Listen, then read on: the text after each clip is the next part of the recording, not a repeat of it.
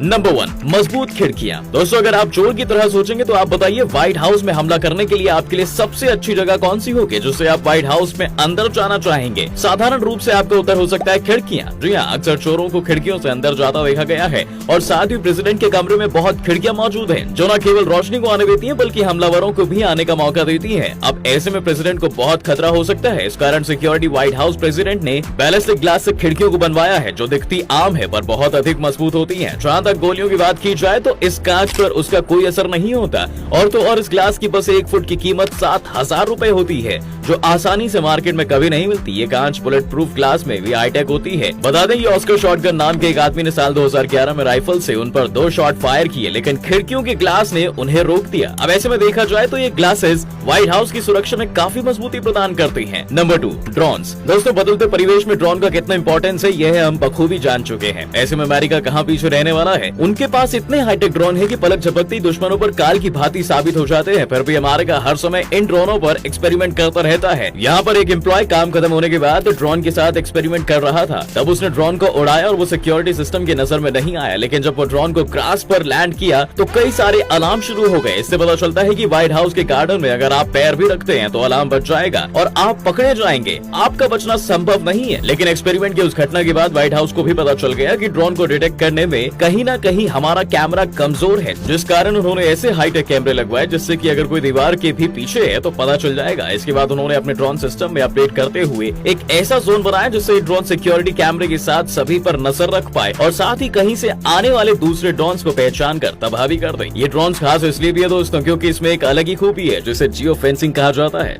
जिसमें अगर ड्रोन किसी ना जाने वाले एरिया में चला जाता है तो उसमें से तुरंत वहाँ से वापस बुलाया जा सकता है। Number 3, Leisure Valley. दोस्तों अभी हमने आपको बताया कि जब ड्रोन नीचे लैंड किया था तो कई सारे अलार्म बजने लगते थे। वो इसलिए हुआ था क्योंकि व्हाइट हाउस के लॉन में इंफ्रारेड सेंसर्स लगे हुए हैं, जैसे कि आपने किसी चोरी वाली फिल्मों में देखा भी होगा। पर उससे अलग यहाँ जो लेजर लाइट प्रोटेक्शन है उसे आप उल्लू नहीं बना सकते और वो हर वक्त अलग अलग पैटर्न से मूव करता रहता है जिससे बचना बहुत मुश्किल होता है, जिस कारण चुपके से घुसा हुआ कोई भी व्यक्ति आसानी से किसी की भी नजर में आ जाएगा। अगर ये अलार्म बजते हैं तो छत पर मौजूद स्वाट टीम और डॉग सभी एंट्रेंस पर आ जाएंगे और किसी के पता लगने से पहले समस्या को खत्म करा जाएगा। इसलिए इस तरह की सिक्योरिटी को यहाँ रखा गया है दोस्तों, जो पूरी दुनिया में अभी फिलहाल इतनी ही टेक सुविधा कहीं नहीं है। Number 4, secret agents. आप सीक्रेट एजेंट्स को एक ब्लैक सूट में चश्मे के साथ इमेजिन करते होंगे दोस्तों, लेकिन व्हाइट हाउस के कमांडर आम लोगों की तरह रहकर अपना बखूबी काम कर देते हैं। वहीं बात करें अगर व्हाइट हाउस की तो यहाँ 1200 सीक्रेट एजेंट्स मौजूद हैं जो 24 घंटे 7 दिन काम करते हैं। जी हाँ, और यही कमांडो वॉशिंगटन डीसी के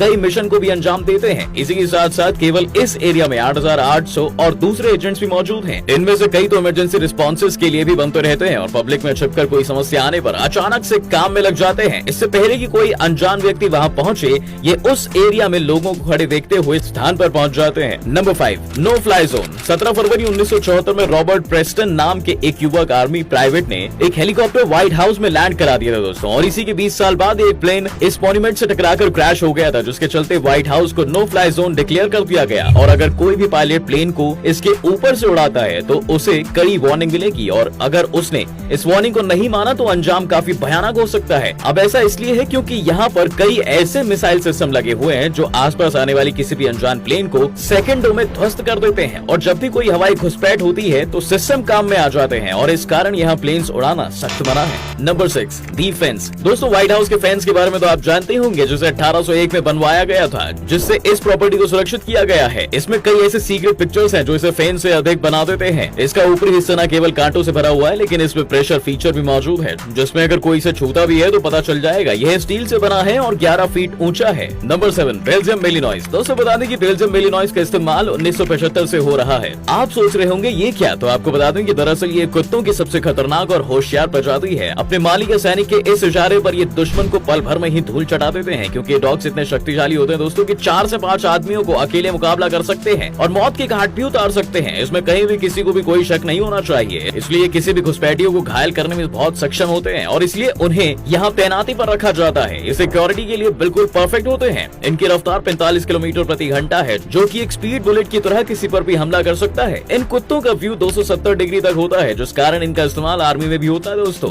ओसामा बिन लादेन को मारने वाली टीम का ये डॉग्स हिस्सा रहे थे। वहीं एक बार हरिकेन और जॉर्डन नाम के डॉग्स ने वफादारी दिखाते हुए एक अनजान व्यक्ति और फेंस जंपर को धर दबोचा था जब ये व्हाइट हाउस में घुसे थे। इस कारण ये काफी खतरनाक माने जाते हैं और यूएसए की फोर्स इन डॉग को बखूबी इस्तेमाल करती है। सबसे इम्पोर्टेंट बात यह है कि ये डॉग्स फोर्सेस में शामिल होते हैं और उनकी खुद की सैलरी भी आती है, जी हाँ, जिससे उनका खूब अच्छा खाना मिलता है और ये डॉग अपनी कमाई का खुद खाना खाते हैं। है ना दोस्तों, बिल्कुल शानदार। आपको जानकर हैरानी होगी इन डॉग्स को सलामी भी दी जाती है जब ये रिटायर होते हैं। इनमें अफसर भी होते हैं कुछ डॉग जो बाकी के डॉगों को लीड करते हैं। Number 8, tourism security input test. दोस्तों, इतनी सुरक्षा की बात विचित्र चीज ये है कि यहाँ आम जनता भी घूमने के लिए आ सकती है और काफी जगहों को घूमने का आनंद भी ले सकती है, लेकिन इसमें भी प्रेसिडेंट की सुरक्षा का पूरा ध्यान रखा जाता है। बता देंगे यहाँ घूमने से 21 दिन पहले एक एप्लीकेशन देनी पड़ती है, जिसके बाद आवेदन करने पर 21 दिन तक नजर रखी जाती है और यह समझा जाता है कि वो असल में कौन है जिसे व्हाइट हाउस में आने की अनुमति मिलने वाली है। इसके बाद किसी को आने से पहले कई ही सिक्योरिटी जोन के बीच से होकर गुजरना पड़ता है, जहाँ उनकी बॉडी को लेकर हर एक चीज पर नजर रखी जाती है। वहाँ पर आप बाहर का भी कुछ नहीं ले जा सकते, किसी भी प्रकार के हाईटेक गैजेट्स ले जाने पर पाबंदी है। जबकि रही बात प्रेसिडेंट के खाने की, तो जैसे कि आप सब जानते हैं कि प्रेसिडेंट के खाने को पहले फूड टेस्ट चेक करते हैं कि कहीं उसमें खराबी या खतरा तो नहीं है, बाद में वो प्रेसिडेंट तक पहुंचाया जाता है, जबकि लोगों के लिए एक स्पेशल कैंटीन की व्यवस्था भी है। Number 9, presidential emergency operation centre. क्यों व्हाइट हाउस के नीचे बनाना पड़ा सीक्रेट बंकर? दोस्तों, दूसरे विश्व युद्ध के दौरान अमेरिका को डर था कि कहीं दुश्मन हवाई हमलों के जरिए व्हाइट हाउस को निशाना न बना ले। तब राष्ट्रपति फ्रैंकलिन डी रूजवेल्ट थे जिनकी सुरक्षा के लिए व्हाइट हाउस के नीचे ही 1942 में बंकर तैयार किया गया था। अगर व्हाइट हाउस की सिक्योरिटी में कोई बाधा या गड़बड़ी होती है तो राष्ट्रपति समेत सभी जरूरी हस्तियों को पीईओसी के बिल्कुल बगल में स्थित एग्जीक्यूटिव ब्रीफिंग रूम में ले जाया जाता है। यहाँ पर TV, phone, high speed internet समेत कम्युनिकेशन के लेटेस्ट इक्विपमेंट मौजूद रहते हैं ताकि राष्ट्रपति अपना काम जारी रख सके। पीईओसी में मिलिट्री और नॉन कमीशन्ड ऑफिसर्स लगातार तैनात रहते हैं। अब इस बंकर में क्या है खास? दोस्तों, चूंकि ये राष्ट्रपति की सुरक्षा के लिए जुड़ा मामला है, इसलिए पीईओसी से जुड़ी जानकारियां सार्वजनिक नहीं की गई हैं। विभिन्न रिपोर्ट्स के मुताबिक पीईओसी इतना मजबूत है